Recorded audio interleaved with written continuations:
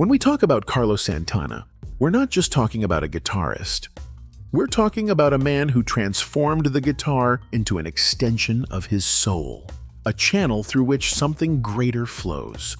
For him, music is vibration, spirit, prayer, and every note is sacred. It's no surprise, then, that among his many inspirations, there are a few guitar giants whom Santana not only admires, but reveres almost like spiritual masters. Today, I'm taking you with me to discover the 3 guitarists Carlos Santana admires the most. But be warned, this isn't just about technique. It's about emotion, soul, and truth. Before we begin, I ask you to subscribe to the channel to support me in making even better videos, and let me know in the comments who you'd like me to talk about in the next video. The first name that absolutely had to be on this list is B.B. King, the king of the blues, a man who could tell entire stories with a single note. Carlos Santana shared that the first time he saw B.B. King play was in 1967 at the legendary Fillmore West in San Francisco. And from that moment on, nothing was ever the same. As soon as B.B. struck the first note with his faithful Lucille, Santana realized that the guitar wasn't just an instrument, it was a voice that could cry, laugh, pray, scream, and whisper all at once. And do you know what struck him the most? The fact that B.B. King never relied on quantity. It wasn't about speed or flashy technique. It was all about feeling, a vibrato, a bend, a pause at just the right moment.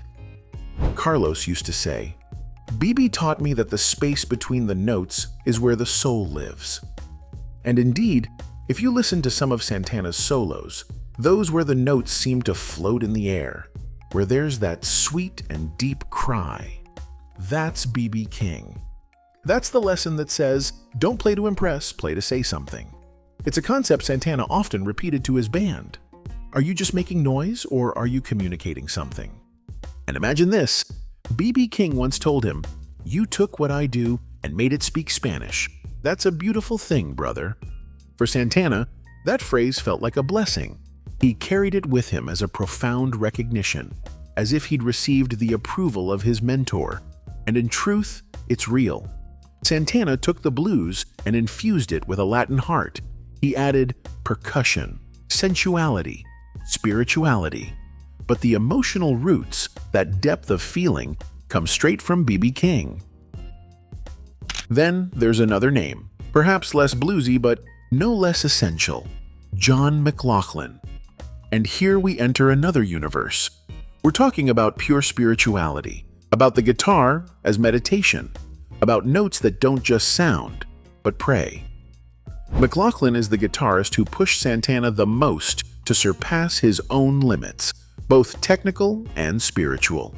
It's not just about being good, it's about being present, connected to something greater.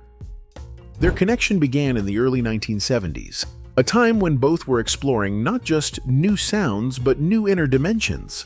McLaughlin was playing with Miles Davis, had founded the Mahavishnu Orchestra, and was immersed in the spiritual teachings of the Indian master Sri Chinmoy. And Santana? He too was searching for a way to unite his faith, his music, and his soul into one voice. They met at a spiritual retreat, and it was brotherhood from the very beginning. Because they both knew that technique alone isn't enough. You need intention. You need purity. Santana shared that McLaughlin showed him speed and soul are not opposites. When John plays at insane speed, it's not to show off.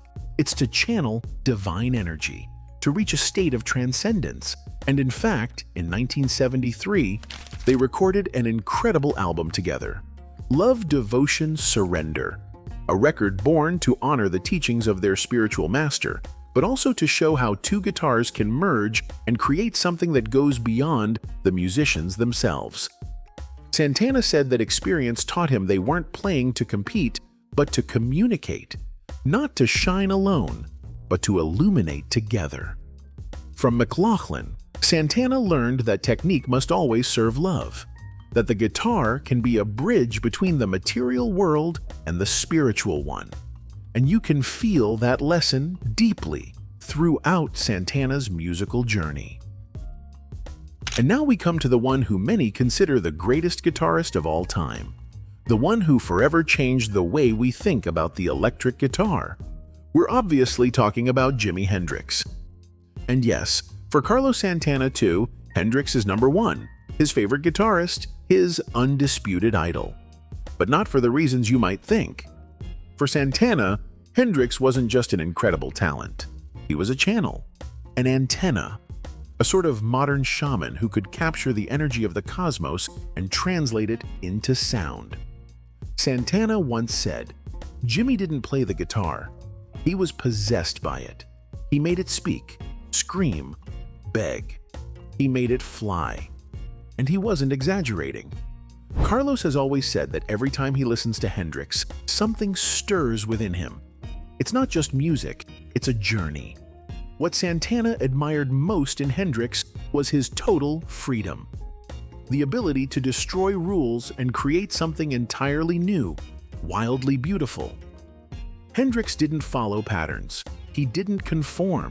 And in that, Santana found inspiration.